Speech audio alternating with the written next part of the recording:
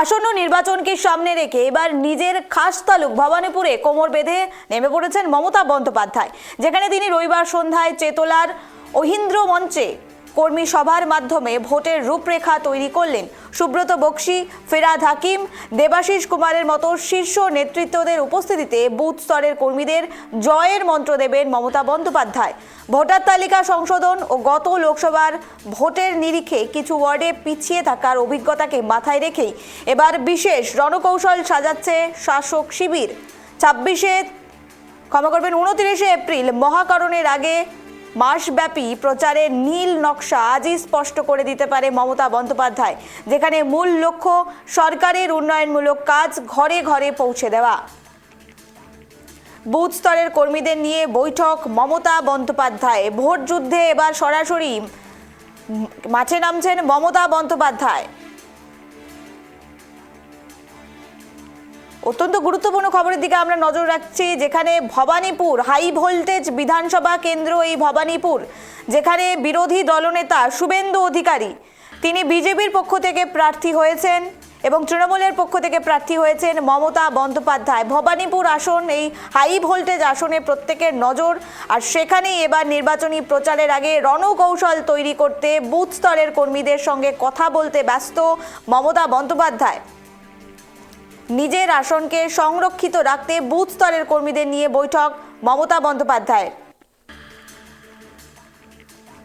High voltage আসনে প্রচার শুরু তৃণমূলের। আমরা আরো বিস্তারিত জানবো, আমাদের সঙ্গে সরাসরি রয়েছেন প্রতিনিধি অভ্রদীপ। হাই ভোল্টেজ ভবানীপুর কেন্দ্র, আর সেখানেই মমতা বন্দ্যোপাধ্যায় বুথ স্তরের কর্মীদের নিয়ে এই বৈঠক। ঠিক কি জানা যাচ্ছে, কি আলোচনা হবে, কিভাবে প্রচার শুরু হবে অভ্রদীপ?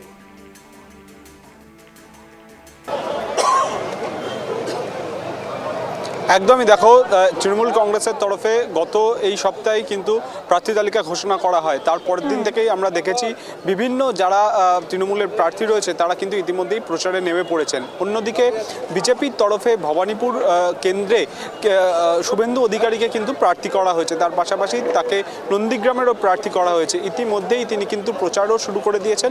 মুখ্যমন্ত্রী মমতা বন্দ্যোপাধ্যায় তিনি এবার ভবানীপুর বিধানসভা কেন্দ্র থেকে প্রার্থী হচ্ছেন এবং তিনি কিন্তু এই রবিবার সন্ধ্যেই এই কর্মী সম্মেলনের মাধ্যমেই কিন্তু তার রণকৌশল, ভোটের রণকৌশল বলা যায় যে ঠিক করে নিতেই তিনি কিন্তু এই কর্মী সভা করছেন। এই কর্মী সভায় যেরকম মুখ্যমন্ত্রী মমতা বন্দ্যোপাধ্যায় উপস্থিত রয়েছেন, তৃণমূলের সর্বভারতীয় সাধারণ সম্পাদক অভিষেক বন্দ্যোপাধ্যায় থেকে শুরু করে তৃণমূলের রাজ্য সভাপতি সুব্রত বক্সি, তার পাশাপাশি ফিরহাদ হাকিম, দেবাশিস কুমার সহ একাধিক যারা নেতৃত্ব রয়েছেন তারা একদিকে উপস্থিত রয়েছেন।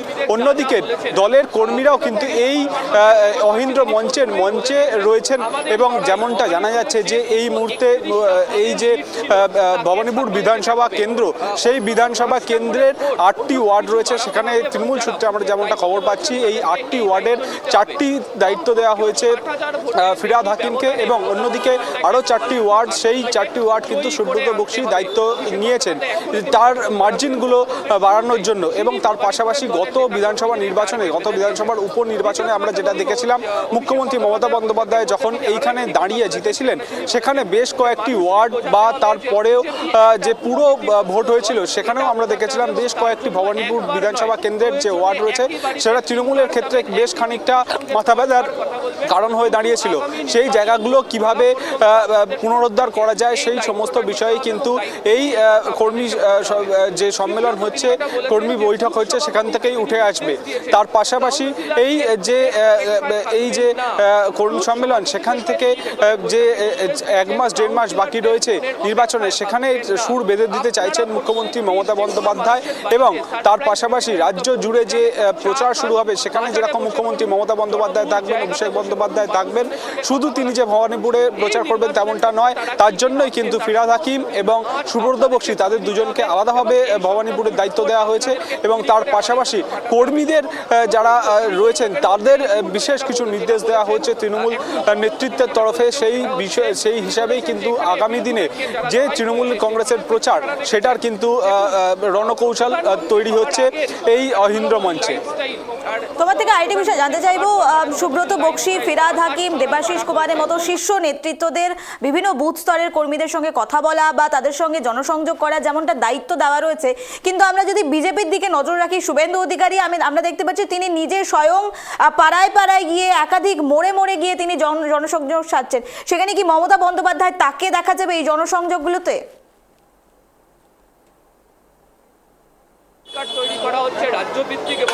একদমই, দেখো, মুখ্যমন্ত্রী মমতা বন্দ্যোপাধ্যায় তিনি তৃণমূল সুপ্রিমো, তার নেতৃত্বেই কিন্তু এই বিধানসভা নির্বাচনে যেতে চলেছে তৃণমূল কংগ্রেস। তিনি শুধু ভবানীপুরেই যে প্রচার করবেন তেমনটা নয়, রাজ্য জুড়ে 294টি কেন্দ্রেই কিন্তু মমতা বন্দ্যোপাধ্যায়, অভিষেক বন্দ্যোপাধ্যায় সহ তৃণমূলের নেতৃত্বকে দেখা যাবে প্রচার করতে।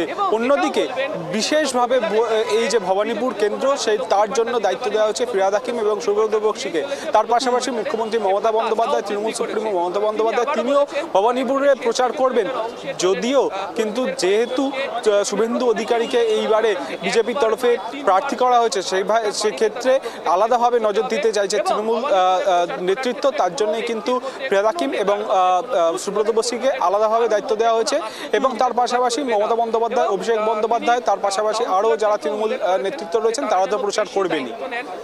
বেশ, ধন্যবাদ আমাদের সঙ্গে থাকার জন্য, অসংখ্য ধন্যবাদ। যে খবরের দিকে আমরা নজর রাখছি, হাই ভোল্টেজ ভবানীপুর, আর সেই ভবানীপুরেই এবার প্রচার পর্ব শুরু করবেন মমতা বন্দ্যোপাধ্যায়। অত্যন্ত গুরুত্বপূর্ণ এই ভবানীপুর হাই ভোল্টেজ কেন্দ্র। আমরা দেখেছি ভবানীপুরে এর আগে উপনির্বাচনে প্রার্থী ছিলেন মমতা বন্দ্যোপাধ্যায় এবং তিনি জয়লাভ করে মমতা বন্দ্যোপাধ্যায় মুখ্যমন্ত্রী হন। এবং তার আগে আমরা দেখেছিলাম নন্দীগ্রামে হাড্ডাহাড্ডি লড়াই ছিল শুভেন্দু অধিকারী বনাম মমতা বন্দ্যোপাধ্যায়, যদিও সেখানে শুভেন্দু অধিকারী জয়লাভ করেছিলেন এবং পরবর্তীতে ভবানীপুর উপনির্বাচনে মমতা বন্দ্যোপাধ্যায় জয়লাভ করে মুখ্যমন্ত্রীর আসনে বসেন।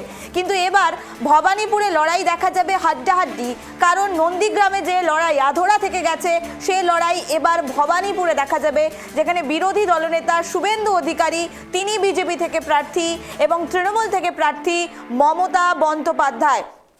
আর এখানে কিন্তু দেখা যাচ্ছে প্রচার পর্ব। আমরা দেখেছি যেভাবে বিজেপির পক্ষ থেকে প্রথম দফায় প্রথমে যে তালিকা প্রকাশ করা হয়, তারপর থেকেই শুভেন্দু অধিকারী তিনি প্রচারে নেমে পড়েছেন। ভবানীপুরে একাধিক জায়গায় প্রচার পর্ব সারতে দেখা গেছে শুভেন্দু অধিকারীকে, পাড়ায় পাড়ায় মোড়ে মোড়ে সাধারণ মানুষের সঙ্গে জনসংযোগ করতে দেখা গেছে শুভেন্দু অধিকারীকে। কিন্তু এবার যে শুভেন্দু অধিকারী তা কিন্তু নয়, পিছিয়ে নেই তৃণমূল কংগ্রেস। ভবানীপুরে এবার মমতা বন্দ্যোপাধ্যায় স্বয়ং নিজে সেখানে পৌঁছলেন এবং শুধুমাত্র তিনি যে প্রচার পর্ব শুরু করছেন তা কিন্তু নয়, তিনি বুথ স্তরের কর্মীদের সঙ্গে কথা বলছেন, তিনি ওয়ার্ডে ওয়ার্ডে যারা কাউন্সিলররা রয়েছেন তাদের সঙ্গে কথা বলছেন এবং বিশেষ করে সুব্রত বক্সী এবং ফিরহাদ হাকিমকে দায়িত্ব দেওয়া রয়েছে ভবানীপুরের। আর সেখানে কিন্তু এবার পৌঁছলেন মমতা বন্দ্যোপাধ্যায়। এই রবিবারের বিকেলে কিন্তু ভবানীপুরের বুথ স্তরের কর্মীদের নিয়ে হাই ভোল্টেজ তার কর্মী সভা, যেখানে আগামী দিনে কিভাবে প্রচার হবে ভবানীপুরে সেই হিসেব কিন্তু কষতে ব্যস্ত মমতা বন্দ্যোপাধ্যায়। এবং বিশেষভাবে সুব্রত বক্সী, ফিরহাদ হাকিম, দেবাশিস কুমারের মতো শীর্ষ নেতৃত্বদের উপস্থিতিতে বুথ স্তরের কর্মীদের নিয়ে এই বৈঠক করা হয়, যেখানে সরাসরি কিন্তু সুব্রত বক্সী এবং ফিরহাদ হাকিমকে দায়িত্ব দিয়ে রাখা হয়েছে ভবানীপুরের এক একটি ওয়ার্ডের, যেই ওয়ার্ডগুলিতে মূলত কিছুদিন আগে যখন উপনির্বাচন হয়, যখন প্রিয়াঙ্কা ত্রিব্রুবাল সেখান থেকে বিজেপি থেকে প্রার্থী ছিলেন এবং তাকে হারিয়ে মমতা বন্দ্যোপাধ্যায় জয়লাভ করেছিলেন, কিন্তু বেশ কিছু জায়গায় তৃণমূল কিছুটা হলেও পিছিয়ে ছিল। আর সেই জায়গাগুলো, সেই ওয়ার্ডগুলোকে শক্ত করতে এবার কিন্তু মরিয়া হয়েছে তৃণমূল কংগ্রেস। আর সেখানেই ফিরহাদ হাকিম, সুব্রত বক্সীদের দায়িত্ব দেওয়া হলো, বিশেষ দায়িত্ব, যাতে বুথ স্তরের কর্মীদের সঙ্গে গিয়ে আরও বেশি করে কথা বলা যায়, কি কি সমস্যা রয়েছে বুথ স্তরে সেগুলো যাতে আরও বেশি হাইলাইট করা যায় এবং কর্মীদের প্রচারে ঠিক কিভাবে তারা প্রচার পর্ব সারবেন সে বিষয়গুলোর দিকেও কিন্তু নজর রাখার এবার এই বৈঠকে কিন্তু সরাসরি বললেন মমতা বন্দ্যোপাধ্যায়।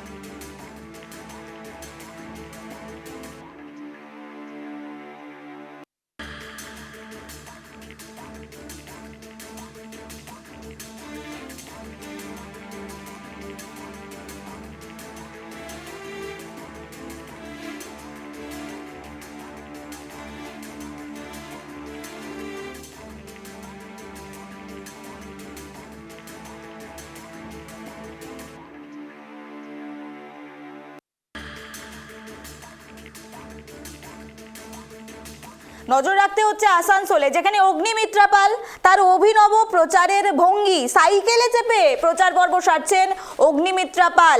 আসানসোল দক্ষিণে সাইকেলে প্রচারের চমক প্রার্থীর, বিজেপি প্রার্থীর এই চমক, যেখানে আসানসোল দক্ষিণে বিধানসভা ভোটের আগে ক্রমশ তীব্র হয়েছে রাজনৈতিক লড়াই। একদিকে বিজেপির প্রার্থী অগ্নিমিত্রা পাল, অন্যদিকে তৃণমূল কংগ্রেসের অভিজ্ঞ নেতা তাপস বন্দ্যোপাধ্যায়। আর এই দুই প্রার্থীর প্রচারে জমে উঠেছে আসানসোলের মাটি। সাইকেলে করে প্রচার পর্ব সারলেন বিজেপি প্রার্থী অগ্নিমিত্রা পাল। রবিবার বিজেপি প্রার্থী অগ্নিমিত্রা পাল অভিনব উপায়ে প্রচারে নামলেন। আরো বিস্তারিত জানবো, টেলিফোন লাইনে রয়েছে প্রতিনিধি শ্যাম। হাই ভোল্টেজ আসানসোল, যেখানে অগ্নিমিত্রা পাল অভিনব প্রচার সারছেন সাইকেলে করে, ঠিক কি রেসপন্স উঠে আসছে স্থানীয় মানুষদের? বিষয়টা হচ্ছে যে আজকে রবিবার জমজমার প্রচার, চারদিকে যেমন এই আসানসোল সাব ডিভিশনের চারদিকে জমজমা প্রচার। একদিকে অভিজিৎ ঘটক যখন বাড়িতে বাড়িতে যে প্রচার সারছে, তখনই সেই সময়ে অগ্নিমিত্রা পাল দেখা যাচ্ছে যে সাইকেল চালিয়ে মহিশিলা গ্রাম এলাকায় সাইকেল চালিয়ে প্রচার সারছে। লোকে ভালোই সাড়া দিয়েছে, কিন্তু বিষয়টা হচ্ছে যে এই যে সাইকেলে করে প্রচার সারছে, যখনই ডোর টু ডোর করছিল সকালে, তখনই দেখা গেছিল যে বিজেপি সিপিএম ছেড়ে বিজেপি ওর হাত ধরে যখন বিজেপিতে আসে, তখনই বলছে এগুলা আই ওয়াক, যেগুলা তৃণমূল যে বিজেপি যেগুলা করছে এগুলা লোক দেখানো। একদিকে যে গ্যাসের দাম বাড়ছে, একদিকে যে পেট্রোলের দাম বাড়ছে, এরা একটা এই নাটকের রূপ নিচ্ছে ভোটের সময়, কিন্তু এই যে পাবলিকের মন জয় করতে পারে না। একদিকে যখন তৃণমূল ডোর টু ডোর আর মহামিছিল করেছে তাপস ব্যানার্জি, ওর সেই প্রতিদ্বন্দ্বী যে দাঁড়িয়েছে তাপস ব্যানার্জি ডাইরেক্ট চ্যালেঞ্জ করছে যে অগ্নিমিত্রা পাল যদি এখানে দাঁড়িয়েছে একটি ডাক্তারের মেয়ে, কিন্তু সবচেয়ে বিষয়টা হচ্ছে যে এখনো পর্যন্ত পুরো কাজ করতে পারেনি। অগ্নিমিত্রা পাল পুরো কাজ করতে পারেনি। যখন এই ডামরা এলাকা যায় তখনই সে গো ব্যাক স্লোগান হয়। কেন হয়? কারণটা হচ্ছে যে ভালোভাবে কাজ করছে না, সাড়া পাচ্ছে না, সেই জন্যই ওনাকে লোক পছন্দ করছে না।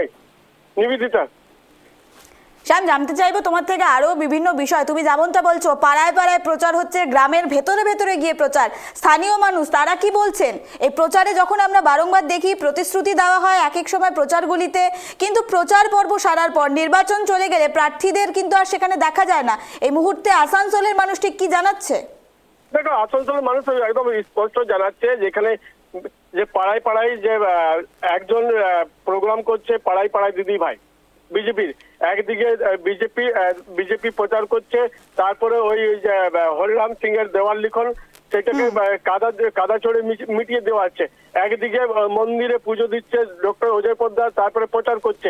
একদিকে অভিজিৎ ঘটক যখন ওই সাকতরিয়া বা কুলটি বিভিন্ন এলাকায় চষে বেড়াচ্ছে, তখনই পাশেই যে পাবলিক রয়েছে, যখন আমরা খবর করতে যাই, যখন আমরা ছবি তুলছি, তখনই পাশেই বলছে যে এইগুলা তো লোক যদি এই যে যখন আমাদের প্রচারে এরা যে বেরোচ্ছে, আমাদেরকে যদি সব সময় যদি এরা পাওয়া যায়, তবেই তো বলবো যে এর নেতা এদের পাবলিকের সঙ্গে থাকে। কিন্তু এই যে ভোট পাখি এরা ভোট পেরোলে তারপরে আসে না, অনেক কিছু বলে যে জলের অসুবিধা রয়েছে, কিন্তু পূরণ করে না। কখনো বলে বেশ শ্যাম, ধন্যবাদ আমাদের সঙ্গে থাকার জন্য। যে খবরের দিকে নজর রাখছিলাম, আসানসোলে প্রার্থীরা প্রচারে বেরিয়েছেন, আর সেখানে সাধারণ মানুষ তারা বলছেন যে ভোট পাখি এনারা। প্রার্থীরা শুধুমাত্র ভোটের যখন দিনক্ষণ ঘোষণা হয়, তারা পাড়ায় পাড়ায় মোড়ে মোড়ে গ্রামে গ্রামে গিয়ে তারা প্রচার পর্ব সারেন, প্রতিশ্রুতি দেন, কিন্তু নির্বাচন পেরিয়ে গেলে সাধারণ মানুষকে বুড়ো আঙুল দেখিয়ে দেন। প্রচারের সময় অভিনব কায়দায় প্রচার পর্ব সারেন, কিন্তু প্রচার শেষ হয়ে গেলে, ক্ষমতায় চলে এলে সাধারণ মানুষকে ভুলে যায়, এমনটাই সাধারণ মানুষের কিন্তু মন্তব্য। আর এরই মাঝে আমরা দেখছি আসানসোল দক্ষিণে সাইকেলে প্রচারের যেন চমক। ভোট প্রচারে অগ্নিমিত্রা পালের অভিনব স্ট্র্যাটেজি, উন্নয়ন অভিমুখ তাপস এবং অগ্নিমিত্রা, অর্থাৎ আসানসোল দক্ষিণে বিধানসভা ভোটের লড়াইয়ে ক্রমশ রাজনৈতিক উত্তাপ। একদিকে বিজেপি প্রার্থী অগ্নিমিত্রা পাল, অন্যদিকে তৃণমূল কংগ্রেসের অভিজ্ঞ নেতা তাপস বন্দ্যোপাধ্যায়।